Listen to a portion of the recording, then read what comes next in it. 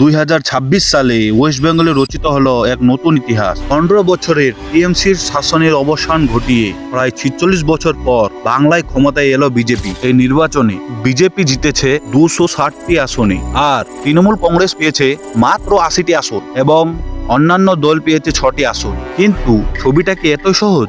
Vote ব্যবধান মাত্র 5%, মানে বিজেপি পেয়েছে 45% আর টিএমসি পেয়েছে 40%-এর মতো।